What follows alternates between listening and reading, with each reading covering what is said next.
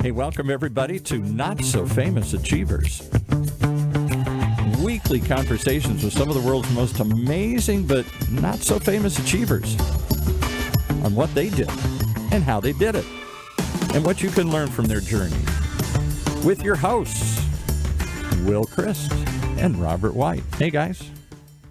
Well, good morning. Good morning. We're going to have a great conversation today with Mischelle Saunders-Gottsch, who is the founder and the CEO of Altered States Ministry, headquartered in the middle of this wonderful country. So welcome, Mischelle.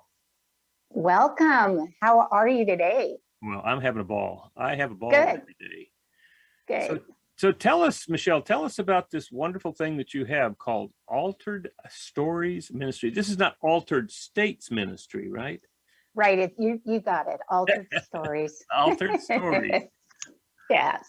So tell us about how this came to you, and then we'll explore what is this about. So I would love this. Thank you. Altered Stories Ministry is a faith-based nonprofit located in Overland Park, Kansas. It's been out there for about 3 years, and I'm the CEO and founder of this ministry. And how it started was through the power of my story and what I saw when I shared it. And I have a story of coming out of a cult. I'm a childhood cult survivor, and I was in a cult from the age of 7 to 12. The cult was called the Ecclesia Group, and it is no longer around. It was disbanded. And I, through my mom's influence, became involved in this cult and experienced a whole different life as a result of being part of this group of dysfunctional leaders, people who were all extremely vulnerable. And as a result of being exposed to this cult, I experienced trauma. I experienced abuse. I saw abuse. Others in my family experienced it. And unfortunately, this was all innocent at first. It all seemed warm and welcoming. And then it started to get hard, really, really hard. And as a result of that trauma that I went through, I had to deal with when my mother made the choice to leave the cult after we were in it for about 5 years. I had to deal with all of what I encountered in terms of emotions and other wounds that I had from what I had experienced in being sexually violated and seeing that happen to my family, and seeing that happen to others, and seeing what other people dealt with in terms of humiliation and just other traumatizing things. But anyway, when our family made the decision, my mom, of course, I'm going to collectively call that my family, of course, made that decision to leave. There was just a lot that we had to deal with in terms of moving forward in our lives. My parents' marriage, my mother's own issues. She was actually brainwashed in my brother leaving because my parents lost custody of him, and my sister and I. And so we had to, go forward. And instead of getting healthy counseling and sitting down, what we did is we just continued to immerse ourselves in going forward. And I didn't recognize and realize that all of what I encountered was pretty difficult in terms of what I was experiencing in my future life. Mhm. And I was seeing, just exhibited behaviors. I was having difficulty focusing. I was having anxiety and depression. I was raging. My mom and I had a terrible relationship. It was very hard for me to try to figure out where I could go to get help. Hmm. And later on through the years, I actually had to meet with a counselor, go through stress management counseling. And that's when the power of my story and what I revealed to this counselor, I started seeing how healing it was Mhm. and how important it was for me to share so I could get the help that I needed and the support from this Christian counselor, and then do what I needed to do to begin to heal. Hmm. And that also included my relationship with my mom and other relationships that I had prior, and more importantly, my relationship with God, because I hated Christians. Mhm. I didn't think God loved me. I didn't think God was a good God. And it took a while for me to get trust back. And so I had to work through all of those emotions. But the reason I bring this all up in the backstory is because as a result of me breaking free through telling and sharing, I was so fearful of the outcome of me sharing this story and what it would do to my family and what people would think of me and how my career would go and all of those things, that I found an incredible amount of freedom when I shared it. And then when I started seeking out ways to be able to also help others who've come through those kinds of circumstances. And I did that through some of what I was doing in my church volunteer work, in some of the women's groups, in some of my church groups that I was involved in as well.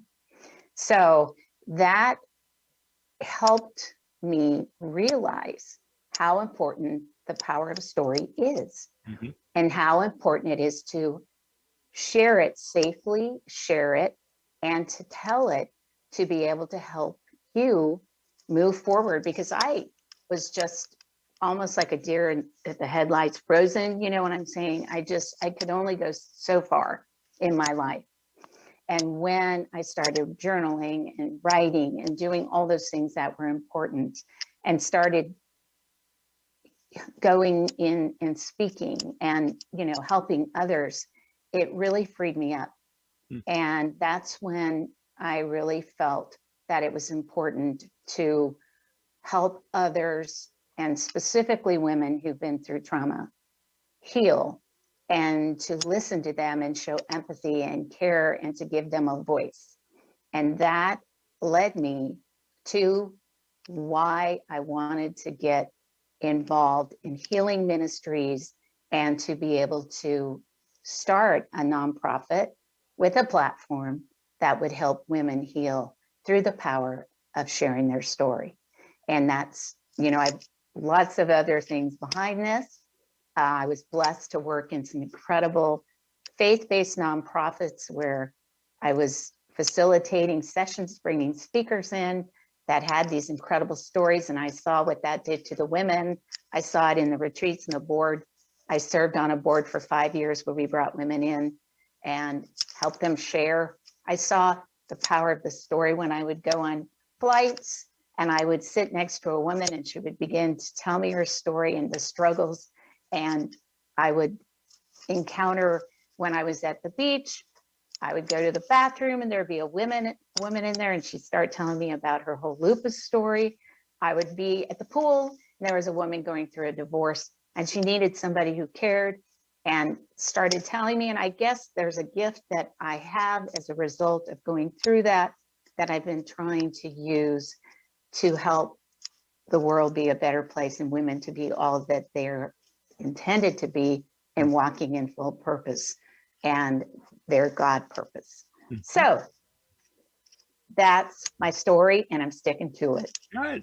Well, it's amazing to me that it seems to me that if we don't share our story, then we tend to make up our own reactions to our story, our own responses to our story.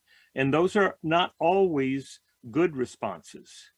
Very often it's a negative kind of thought about, well, this is me and I'm not good because of that.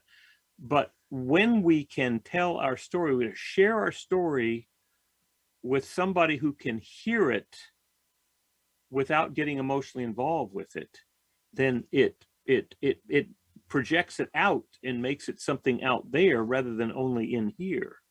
Right. And- Absolutely. And that's what, to me, that's what love is about, is being willing to hear somebody else's story without making a judgment about it. Absolutely. I agree with you, Will. And I think this whole movement of Me Too that came to the surface in the forefront started opening up the doors, and there was more awareness around mental health. And I'm such a mental health advocate anyway. And I really believe that mental health matters, as well as the power of the story, and all of that's inclusive. So yes, absolutely. I had so much inside of me, and there are other people that carry these stories around, hard stories, and you can hear 65 of them on my podcast show, The Altered Story Show, that of women who were all bound up, and they just they have really, really hard stories. I mean, hard stories. We all, we live in a fallen world, a broken world, and sometimes people are evil and do things, or they do things and they're broken. And so they don't always realize broken people do hurt others. And that's the other thing. I want these people that I influence to be able to be healthy, emotionally healthy. And, and all over the world, not just, women in the United States, women from all over, so anyway, it's taking what, you encountered, the struggle, and moving it forward into helping others. And that's why I'm here today. Well, I can, there's a couple of things that come to mind. One is just recently, last month, and it was a wonderful opera at the Metropolitan Opera in New York, and it really tells a story about a fellow who was Charles Blow wrote the story about his life. It's called Fire Shut Up in My Bones, right? From Jeremiah, the text from Jeremiah. And then Terence Blanchard turned it into an opera. I think St. Louis Opera commissioned it, but it turned into an opera. And it ran, I got to see it here on, an IMAX movie theater, but it was very touching, but it's the story. And until he could get that story out there, he couldn't change it. Right. That is exactly what happens. People are walking so bound up, and there's incredible freedom that happens when you do somehow, even as a creator, as a writer. I mean, yesterday was National Authors Day. I celebrated a lot of the authors in my life, and I hope to be one in about a year. In terms of a published book where I'm going to publish my memoir and help women heal through my story. But there's just so much, I think, that I've seen through my years of what even younger children, when they're able to share, what's transpiring, or, I try to encourage that kind of communication in a healthy way. Too. So, I mean, when I was going through what I was going through at 7, 8, 9, 10, 11, there was no one to turn to. Mm. I mean, it was very difficult, and my teachers didn't understand. My grades went from being all A's down to C's and D's and behavioral problems. They didn't really understand or look past. You know, there could be something really going on and traumatizing in this young girl's life, you know? So, I mean, I'm grateful for where we are in our culture right now and all the things that we have and all the resources and awareness and all those things now, because there are, you know, children even, you know, today and others that are in these horrible cults. And, you know, I just recently shared a story of a woman who is a highly successful publisher now and had a great turnaround in her life, but she got in a cult and later in life, and it destroyed her marriage, it destroyed her family, it destroyed her finances, her reputation, everything. So that's the other thing I want to bring to awareness is that there's a real need for people to be discerning and to really research and think through what you're attaching to in terms of your faith and other, just your business dealings and all those things. Mhm. So, Well, a good friend of mine is Paula Kaplan. She is a psychiatrist and she works with other psychiatrists, helping them. She wrote a book called When Johnny and Jane Come Marching Home, and it's about returning soldiers. And mhm, here's what she said. She said, folks come home, they will come to a party, a greeting, have coffee with somebody, and somebody will say, well, tell me what happened, right? right, And he said that the soldier, man or woman, will start down the path. They'll get to a place that's uncomfortable, and somebody else, I don't want to hear anymore. I can't handle that, which says you are an unhandleable person. You're broken. right, And she said, what we need to do is we need to have people who will come to a soldier and say, look, I know you've been gone for a while. I'm glad that you're back. I got 6 hours. I want to hear yes, your story. And she yes, said, it doesn't take a psychiatrist to do that. She said, this is the pattern. She said, you listen to the story. You can ask some questions, but you're listening to the story. She said, there will come a point somewhere along the line where some horrendous thing happens. And she said, at that point, you probably have to bite your tongue, but you listen. And when that part of the story is finished, you look at that person and you say, you know, if I'd been in your shoes, I would have done the same thing. You are yes, not crazy. yes. That's so good. Oh, Yeah, so good. It's just empathizing, it's caring. We don't have enough of it. People can't, like you said, they struggle. It's hard to do the stories I do. A lot of podcasters won't touch them, mm, you know, but I'm called to it.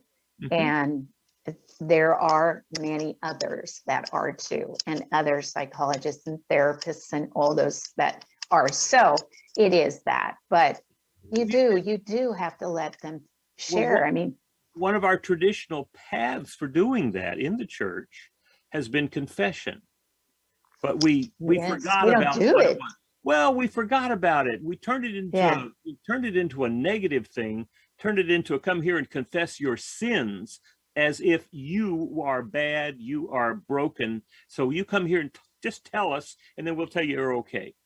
That's yes, not confession to me. Confession is tell me your story. And as you tell me your story, what I'm going to remind you is you're loved by God.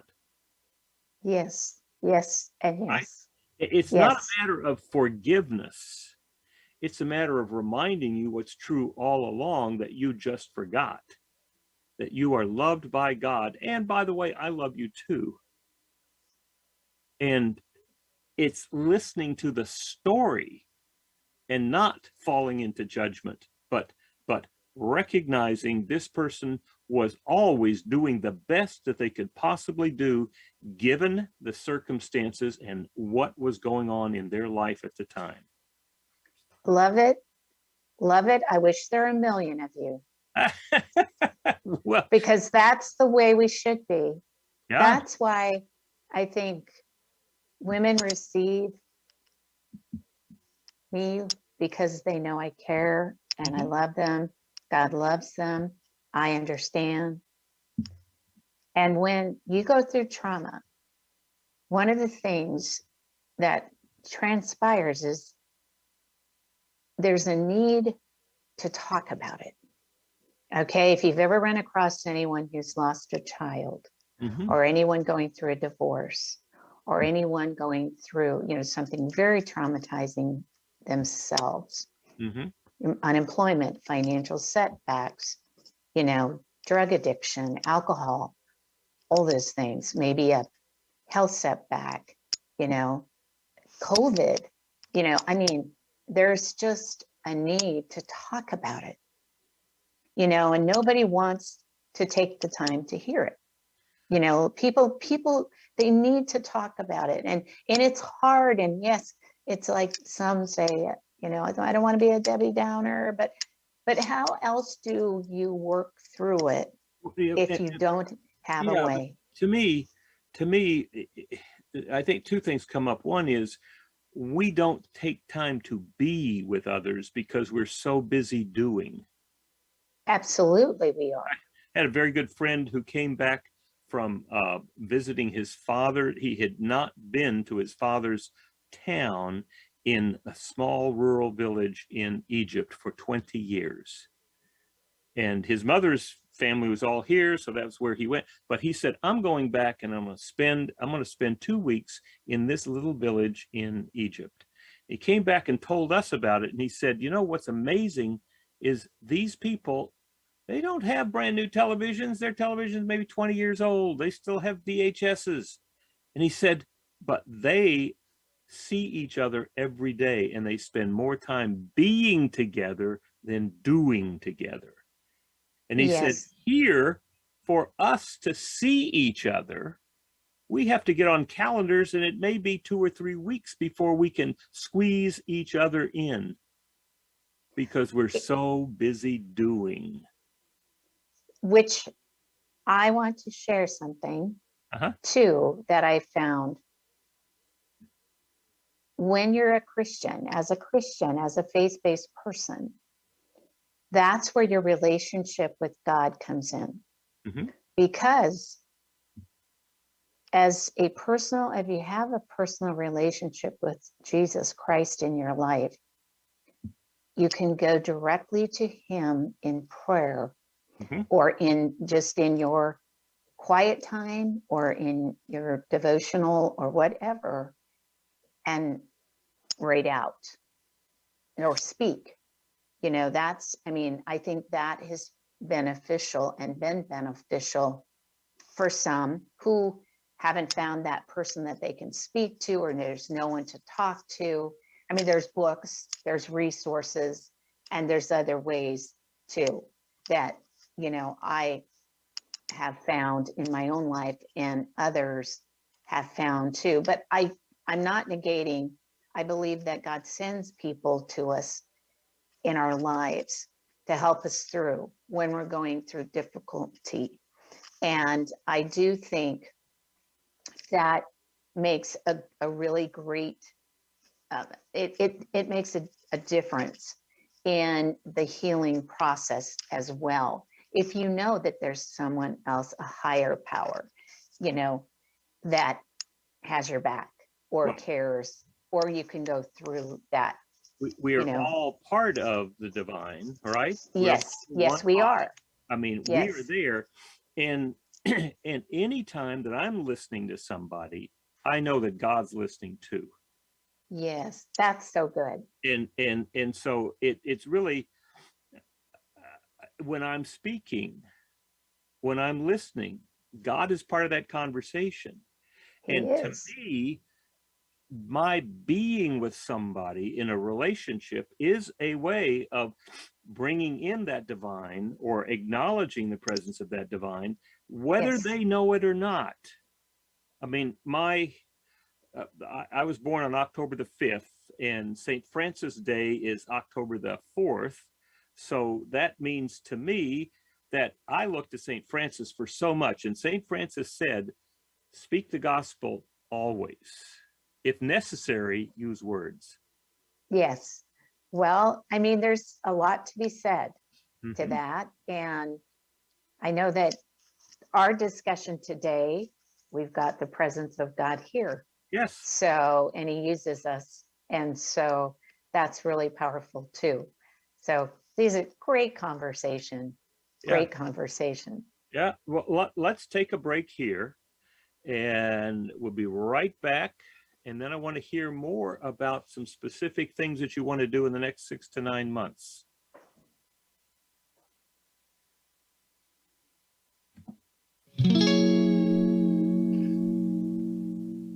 Well, we're going to give you one quick thought here that plays into what we've been talking about here today.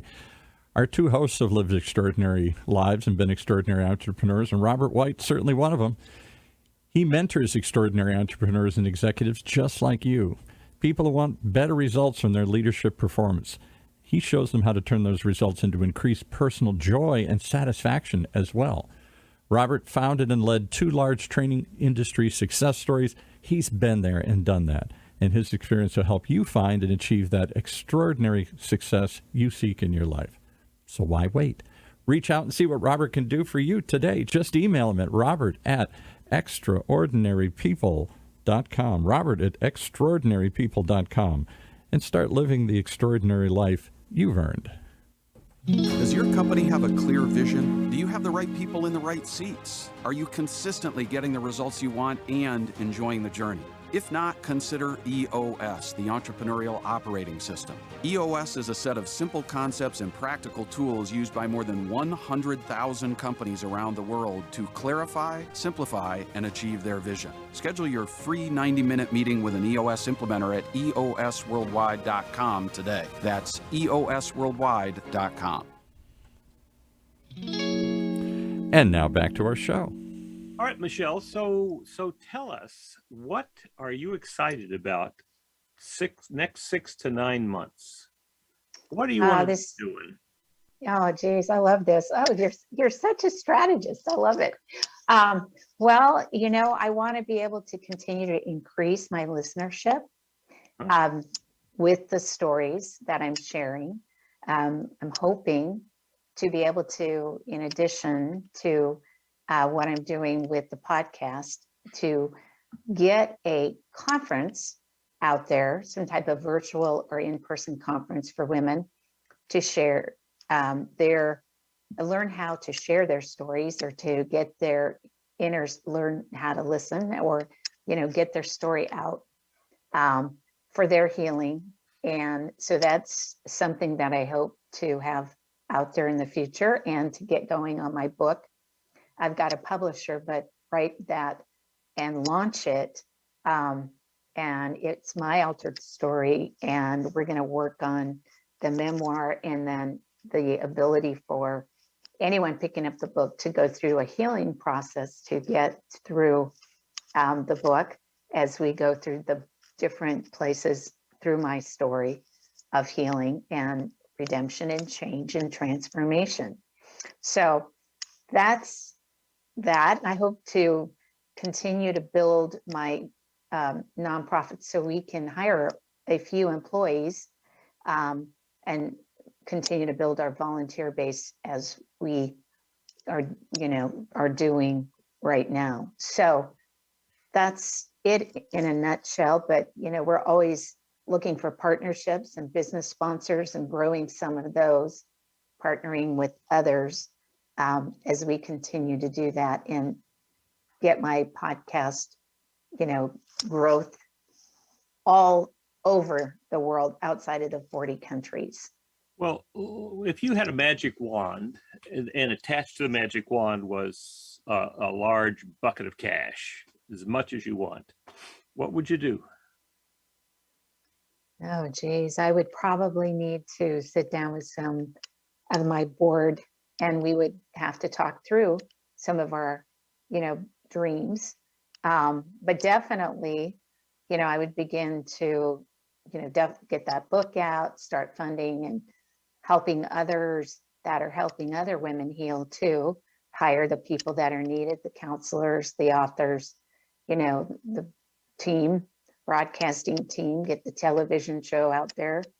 Um, do those, just continue to do what I'm doing, but at a much broader level to help.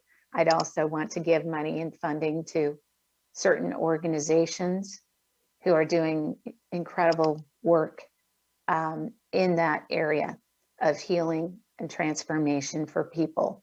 So probably set up a leadership, nonprofit leadership group, all of those things, that I think I can influence. Well, it seems to me that is what we would call kingdom work, isn't it? The transformation of people. Yes. In that kind of work gets confusing when people start thinking about profit. Yes, they do. I'm not saying it's bad, but I'm saying we become vulnerable to distraction when we focus on that. But at the same time, when we focus on that transformation and helping people to thrive, helping to remove the obstacles in their way, in my experience, when we're clear about where we want to go, and it's not just where we want to go, but where we're called to go, where we're doing that thing we came to do or were sent to do, when we do that, money is not a problem. No, not really. No, but it's, I always believe that money can turn, it can help with kingdom work in other ways. And so, I'm doing everything I'm doing. I haven't been paid a dime for 4.5 years. Right. And doors have opened astronomically for me in so many ways, just because of what I'm putting out there in the world. And some people would say you're absolutely crazy for doing things the way you are, but it is the way that it's the way that it works. It's the way it is. We are crazy. St. Francis was crazy. We are crazy. That's right. That's exactly right. Well, especially when it came from companies like Charles Schwab. And I was making 6 figures and I was, you know what I'm saying? I think but it's just a different place in my life. It's a different purpose. It's a different calling. Well, part of the storytelling is to change the narrative, to change the frame, to change the lenses that we use through which to see our lives, right? Yes, absolutely. I had to. And so there are different lenses, different measurements, different world, different measurements about what success is. And yes. And so there are those who use all sorts of judgmental terms, whether it's crazy or non-profitable or bad business or all sorts of judgments that get in the way when we forget about what we're called to do, how we are helping. And for me, it's always helping people transform their lives to be the best they can possibly be. Yes, absolutely. I had to learn it the hard way, though. How's I had that? a really hard time. Well, because I was working so hard I was putting so much emphasis on, the business side of what I was doing and trying to, because I come out of that and, I used to have $74 million budgets and I'd go out and just create and do all these things. And, I had to make that change and that transition in my own life to hold myself valuable just because I wasn't attached to a certain amount of money. You know what I'm saying? I mean, I was putting my identity in that. So, And so I had to go through that change and transformation myself. so what amount of money are you connected to now?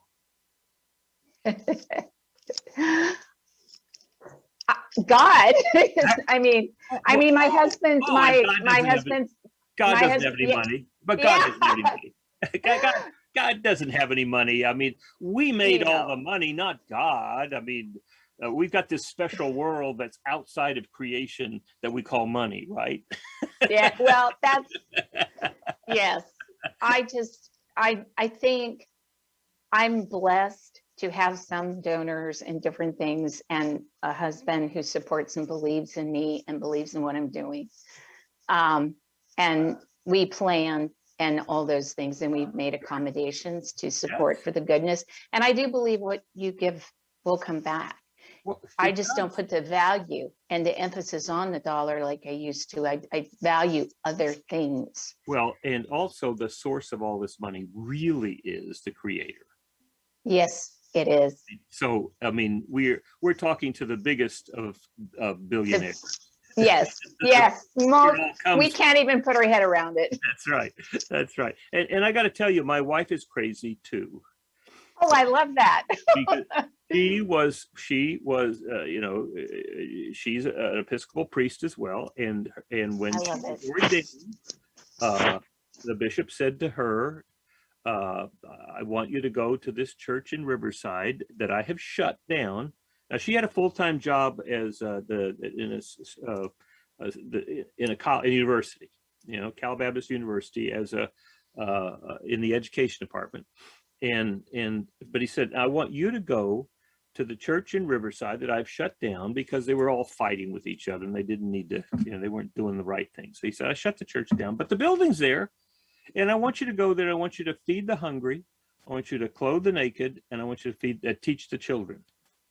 And she said, oh, that's just wonderful. I love doing that. I mean, by that time she was a grandmother. And so she said, that's exactly why I wanted to go through seminary and become a priest. I'm ready. And he said, now you won't have a salary, and there won't be any money from the diocese to pay for this. And you can't start a congregation because there's several other churches in town. And she said, well, okay, I want to, yeah, I'm really excited about feeding the hungry and clothing the naked and teaching the children. That's great, but no salary, no budget from the diocese, and I can't start a congregation. Bishop, how do you see me doing that? And he said, well, I don't know, but I want you to get in your car and drive from LA to Riverside, and you and the Holy Spirit figure it out. So that was 10 years ago. She has fed thousands and thousands of people with food that's been given, just comes to her, all of this. They are also halfway through building a 50-unit apartment house that will house low-income people for long-term housing. $8 million. And that just happened. And if you say to her, oh, look at all the great things you've done, she would say, I didn't do anything. I just stood in the middle and prayed. I love it. Crazy And that's woman. the way, yeah, well, that's the way it should be. I mean, look at Mother Teresa. Uh-huh. And I mean, truly, I mean, every day I get up, it's a huge walk of faith. Yes. And I even had a dream that I would have, I mean, this dream came to me. It's unbelievable. And there is going to be a site, a location. Uh-huh. And, you know, I do believe God does speak to us all differently, but I am visionary, Yes. very much see Yes. things out in the future. Uh-huh. And I've been that way my whole life. I've always seen visions and, you know, in that way. But I know this is coming. It's been many prophetic words, many beyond my expectations, but it's not about me. This is No. not about me. This is about God. I'm in his creation. He's just using me because I'm a willing vessel, and this is what I feel from my calling. And if I just have faith and Well, trust.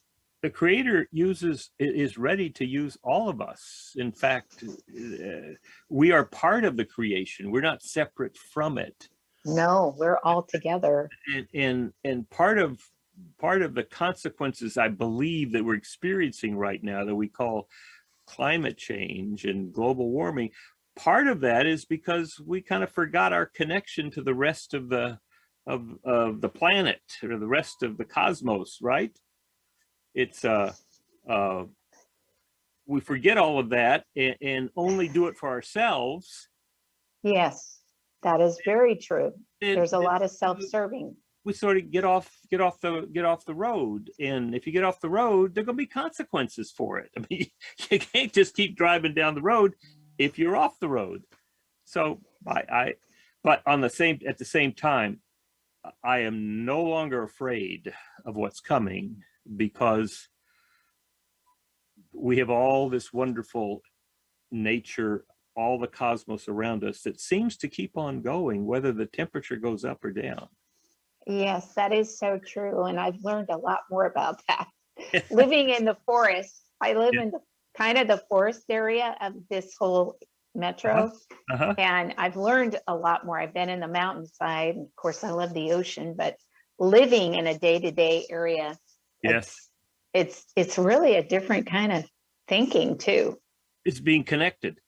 Yeah, it's truly taught me a lot of things, and I know there's purpose around that too. So well, theologically, we tend to get all caught up in who are we as human beings, but theologically, in the larger sense, every creature is loved by the Creator. yes, And go back to Genesis and read it. Yeah, we have the opportunity to join in that conversation and that loving experience when we reconnect with nature and reconnect with the cosmos. And so that's a healing thing too. Yes. Just so you know, because I knew when I was very, wounded and needed to be healed through my, relationship with Christ and other areas, I started noticing things differently. I started appreciating differently relationships. You started. I was. Yes. Yeah, God knew that. And so, I think that's an indicator too. That's another indicator.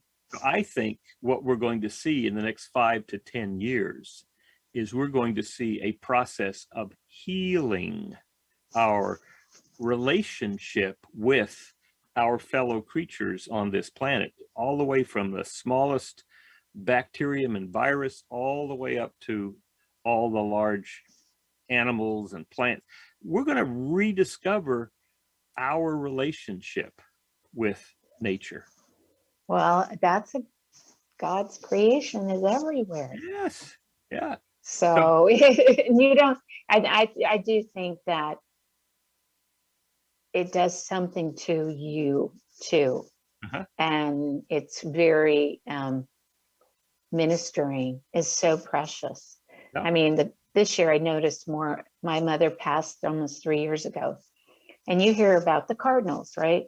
I don't know what you might know, but the cardinal birds, some people say they're messengers from heaven when a loved one, but I know when I, from time to time, am in certain places in terms of my meditation with the Lord and other things, there'll be a cardinal that'll just kind of show up.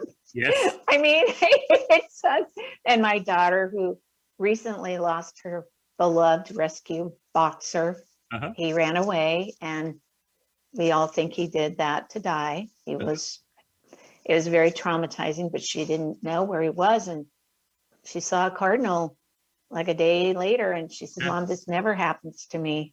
And it was like I had this peace that Buster was okay. Yeah.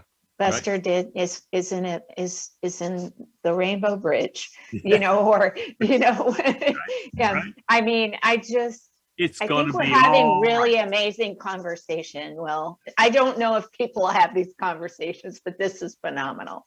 Oh, good. Well, I'm so glad that you enjoyed it, because I certainly do. That's what I do all day long, is have great conversations with people all around the world. I just got off a conversation with somebody from India who is doing such great things over there in business. I'm so excited about that. So, Oh, that's so cool. I Yeah. love people from India. yeah. I've met several throughout my career, and a few women, Yeah. and I hope to have more of those women on the podcast too. And Isn't it meet more. amazing? Isn't it amazing what we can do? Oh yeah. I It's- mean, How can you get up and not go, right.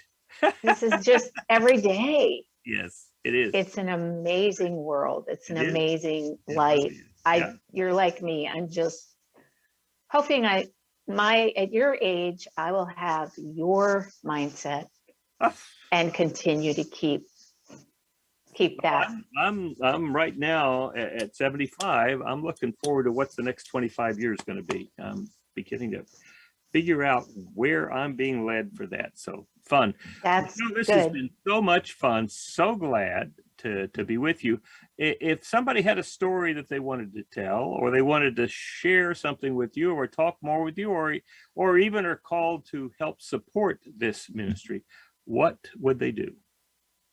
Well, they can reach out to us and me through our website, www.alteredstories.org. I've got a Facebook public page. You can reach me on my public page. You can reach me through my Instagram account. I have a public page there. Those are key. I'm very open to conversations, building relationships, learning more about others, Nice. and we'll always welcome people who are interested in the calling I am doing. Super. So, Well, this is just another example of a wonderful conversation with some of those wonderful, not so famous yet achievers. yes. What does famous mean? You're famous. We're all.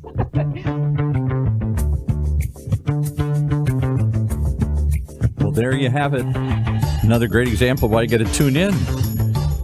Overhear some conversations with maybe some not so famous, but real achievers like our guest today.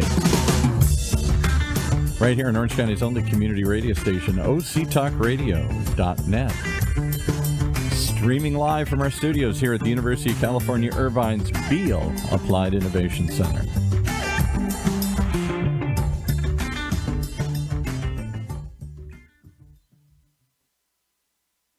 And there we go. That's how we do it.